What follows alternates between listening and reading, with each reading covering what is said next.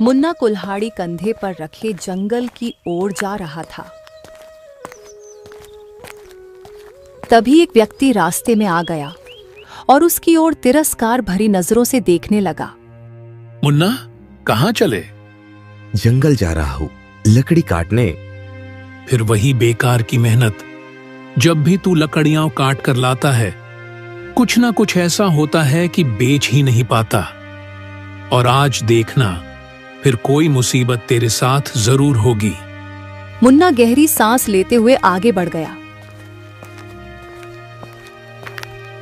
व्यक्ति हंसता हुआ चला गया। कुछ देर बाद मुन्ना पास के जंगल के बीचों बीच लकड़ियां काटने में जुटा था।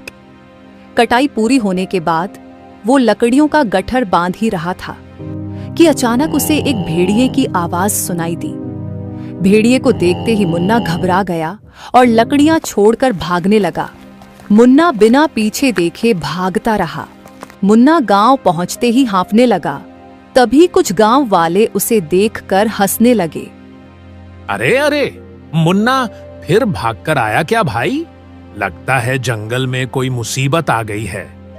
कहीं ऐसा तो नहीं कि जंगल के जानवरों ने भी इसे मनहूस मान लिया हो?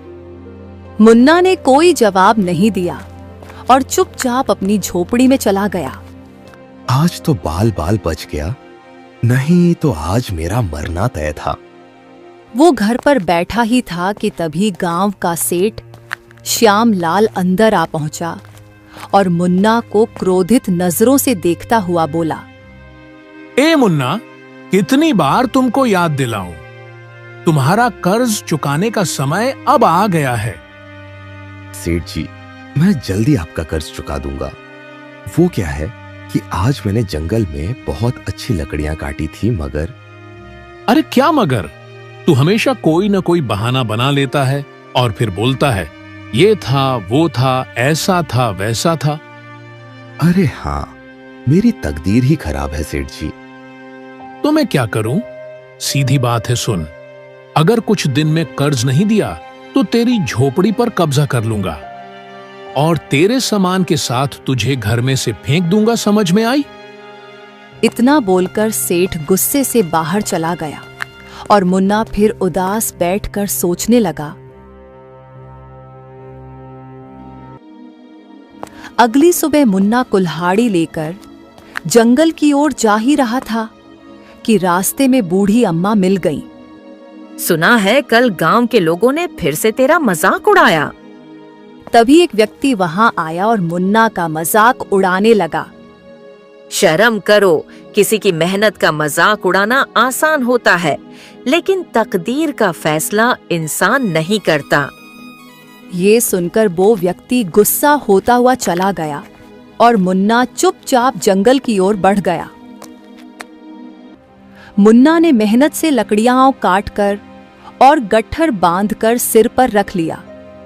वो खुद से बोला, आज तो किसी भी हालत में लकड़ियां बेचकर ही आऊंगा, चाहे जो हो जाए। जैसे ही वो जंगल से बाहर आया, अचानक एक भयंकर आंधी आई। तेज हवाओं से उसकी लकड़ियां चारों ओर बिखर गईं। मुन्ना बेबस होकर देखता रहा। अरे, ये क्या हो क्या रहा है मेरे साथ? मेरी मेहनत हमेशा बेकार चली जाती है, क्या करूं? निराश होकर मुन्ना गांव लौट आता है और गांव वाले फिर से उसका मजाक उड़ाने लगे। अरे देखो देखो, लगता है आज फिर लकड़ियां नहीं बेच पाया बेचारा। मुझे लगता है रब ने इसे सिर्फ मेहनत करने के लिए बनाया है, फल पाने के लिए नहीं। मुन्ना बेचारा चुपचाप घर चला गया। उसके घर खाने को कुछ भी नहीं था, वो भूखा ही सो जाता है। अगले दिन मुन्ना फिर से जंगल गया और लकड़ियां काटकर गांव की सीमा तक ले आया। मुन्ना फिर खुद से कहता है, आज कुछ भी हो जाए, आज तो मैं अपनी लकड़ियां बेचकर ही रहूंगा, चाहे जो हो जाए, और लकड़ी बेचकर सेठ के पैसे भी दे दूंगा।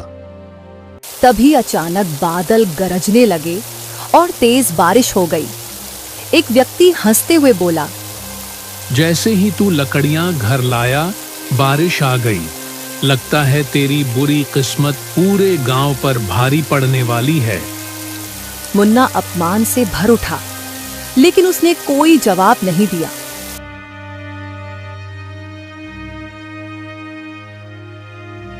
अगले दिन मुन्ना फिर जंगल जाने के लिए तैयार खड़ा था। तभी एक गांव वाला हंसते हुए उसके पास आ पहुंचा। मुन्ना, एक काम कर भाई, इस बार तू जंगल में भटक जाना और कभी वापस मत आना, क्योंकि तू अगर गांव में रहा तो हमारे गांव में कहीं बाढ़ न आ जाए।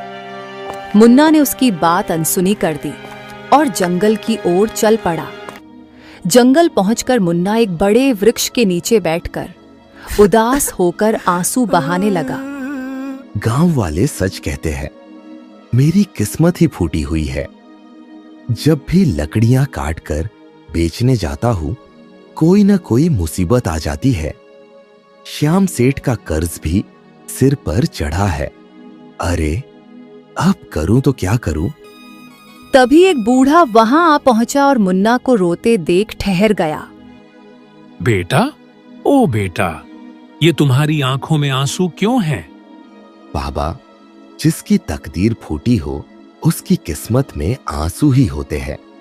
मैं लकड़हारा हूं, लेकिन बस नाम का। जब भी लकड़ियां बेचने जाता हूं, कोई न कोई बाधा आ जाती है। सेठ का कर्ज बढ़ता जा रहा है और गांव में सब मेरा मजाक उड़ाते हैं। बस बस, अपनी तकदीर पर मत रो बेटा। शायद तुम्हारी तकदीर में बड़ा आदमी बनना लिखा हो। मुन्ना चौंक गया और गुस्से में खड़ा हो गया। अरे जाइए बाबा जी, पहले से ही परेशान हूं और आप और मजाक बना रहे हैं। अरे, जिसकी किस्मत में एक ढंग का काम नहीं लिखा, वो बड़ा आदमी कहां से बनेगा? अच्छा हुआ कि गांव वाले यहां नहीं हैं, नहीं तो वो और मजाक बना देते। बूढ़ा मुस्कुराते हुए वहां से चला गया। मुन्ना अपने आप से बोलने लगा, अब मैं गांव वापस नहीं जाऊंगा, जंगल में ही अपना घर बनाकर रहूंगा। नहीं जाना मुझे गांव। मुन्ना कुल्हाड़ी उठाकर जंगल में आगे बढ़ गया। मुन्ना चलते चलते एक खंडहर के पास पहुंच गया। खंडहर को देखकर वो हैरान रह गया। अरे, ये तो बड़ा विचित्र खंडहर है। अंदर क्या है? अंदर चलकर देखता हूं। मुन्ना धीरे धीरे अंदर चला गया। उसने देखा कि वहां सुंदर घने वृक्ष थे। कुछ वृक्ष चंदन के भी थे। उसकी नजर एक विशाल पत्थर की मूर्ति पर पड़ी, जो एक सुंदर लड़की की थी। अरे वाह, ये तो किसी राजकुमारी की मूर्ति लगती है। लेकिन इस खंडहर में क्या कर रही है? मुन्ना मूर्ति के पास बैठ गया और मूर्ति को देखकर मुस्कुराते हुए बोला, क्या वक्त है, क्या समय है? तुम भी अकेली हो, मैं भी। तुम पत्थर की हो, मैं पत्थर का नहीं। लेकिन जब लोग मेरा मजाक उड़ाते हैं, तब मैं पत्थर जैसा हो जाता हूं। मेरा दिल बहुत दुखता है। क्या करूं? जवाब देने का कोई फायदा भी तो नहीं है, है ना? मुन्ना काफी देर तक मूर्ति से बातें करता रहा। फिर पेड़ों को देखकर बोला, हाँ, ये लकड़ी बहुत महंगी बिकेगी, इसे काटता हूं। इतना बोल के वो कुल्हाड़ी उठाकर लकड़ियां काटने लगा और गठरी बनाकर गांव की ओर लौट गया और बाजार में लकड़ी बेचने लगा। तभी एक व्यापारी वहां आ पहुंचा। ओ भैया, ये लकड़ी तो बड़ी सुंदर है। ये तो चंदन की लग रही है।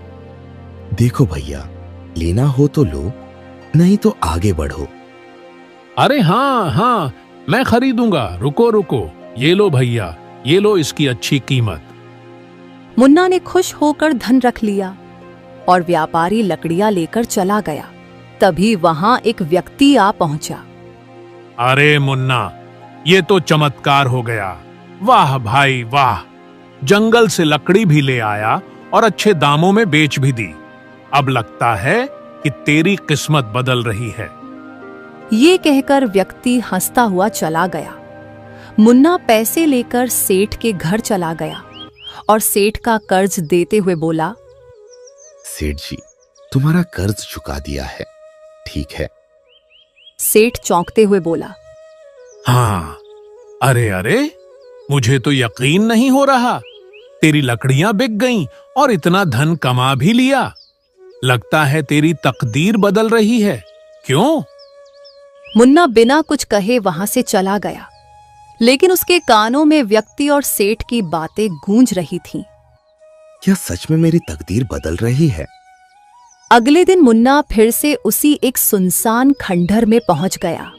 मुन्ना कुल्हाड़ी लेकर अंदर पहुंच गया। जैसे ही उसकी नजर सामने खड़े चंदन के पेड़ पर पड़ी, अरे, ये कैसे हो सकता है?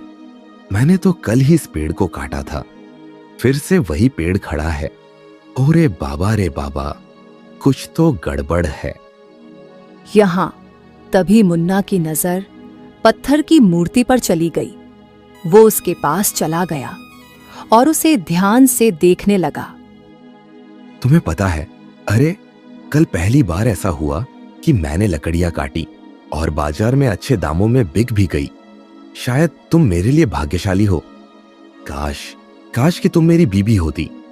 माफ करना, मुझे तो ये कहने का कोई अधिकार ही नहीं है, लेकिन हाँ, सच कहूं तो जब पहली बार तुम्हें देखा तभी मुझे तुमसे प्रेम हो गया था। अब क्या कर सकते हैं। कुछ देर बाद वो फिर से चंदन का पेड़ काटकर लकड़ियों को बाजार में बेचने चला गया। अब मुझे सच में लगता है मेरी किस्मत मेरा साथ दे रही है। मुन्ना अगले दिन फिर से खंडहर में आ पहुंचा। उसने देखा कि पेड़ फिर से उग चुका था। ओरे बाबा रे, फिर से वही पेड़। ओरे बाप रे बाप, ये तो जरूर कोई जादू लग रहा है। मुझे लगता है ये हवेली जादुई हवेली है। इतना बोलकर वो मुस्कुराते हुए मूर्ति के पास उसके सामने बैठ गया। तुम बहुत ही रहस्यमय हो, लेकिन न जाने क्यों तुम्हें देखकर मेरा मन हल्का हो जाता है। शायद इस खंडर की वीरानी तुम्हारी वजह से कम हो गई है। बहुत दिन बीत जाते हैं।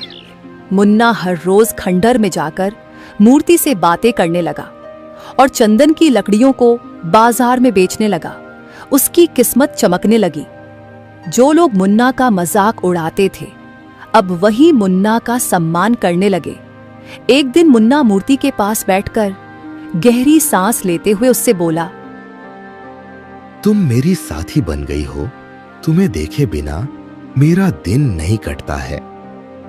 काश तुम पत्थर की नहीं बल्कि जीवित होती। मुन्ना ने इतना कहा ही था कि तभी पत्थर की मूर्ति से एक सुरीली आवाज मुन्ना के कानों में टकराई। मैं कब से तुम्हारी बातें सुन रही थी मुन्ना। तुम्हारी सच्चाई ने मेरे अंदर की आत्मा को जगा दिया है। अब मैं तुमसे बात कर सकती हूँ। पत्थर की मूर्ति को बात करते हुए देखकर मुन्ना घबराकर इधर-उधर देखने लगा। तुम चौंको मत मुन्ना, ये सच है। ऐसा लगता है जैसे मैं फिर से जीवित हूँ। तुम विश्वास नहीं करोगे, लेकिन जब तुम चले जाते हो तो मुझे बहुत बुरा लगता है। मैं हर रोज तुम्हारे आने का इंतजार करती हूँ। मेरा बिल्कुल भी मन नहीं लगता है। अच्छा, और तुम्हारे श्राप का अंत कैसे हो सकता है? मेरा श्राप केवल वही व्यक्ति तोड़ सकता है जो पहाड़ों पर रहने वाली बकरी को वहां रहने वाले दानव से छुड़ा कर लाएगा। इस श्राप का उस बकरी से क्या लेना देना है? बहुत समय पहले मेरी वजह से वो बकरी उस दानव ने पकड़ ली और आने वाली अमावस की रात को वो दानव उस बकरी को मार डालेगा, जिससे उस दानव की शक्ति और बढ़ जाएगी। लेकिन तुम पत्थर कैसे बनी? ये सब होता देख एक बूढ़े ने मुझे बद्दुआ दी थी कि जब तक ये बकरी आजाद नहीं होगी तुम पत्थर की रहोगी। उसकी बद्दुआ से रब ने मुझे ऐसा कर दिया। ठीक है, मैं तुम्हारे लिए वो सब करूंगा जिससे तुम ठीक हो जाओ। पर मुन्ना, वो दानव बहुत खतरनाक है। तुम्हें छुपकर उस बकरी को यहाँ लाना होगा। ठीक है, मैं उस बकरी को यहाँ जरूर लाऊंगा। मुन्ना वहां से चला जाता है। पहाड़ पर एक बहुत ही खतरनाक दानव रहता था। मुन्ना पहाड़ों की तरफ पहुंच जाता है। कुछ देर तक चलने पर मुन्ना उस गुफा के पास पहुंच जाता है। पहले मुझे देखना होगा कहीं दानव जगा हुआ तो नहीं है। मुन्ना चुपके से गुफा के अंदर देखता है।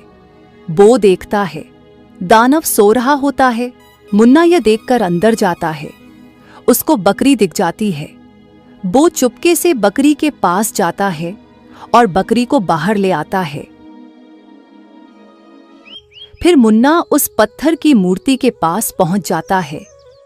देखो, मैं इस बकरी को ले आया हूँ। तभी वो मूर्ति एक सुंदर लड़की के रूप में आ जाती है। वाह, तुम तो ठीक हो गई हो।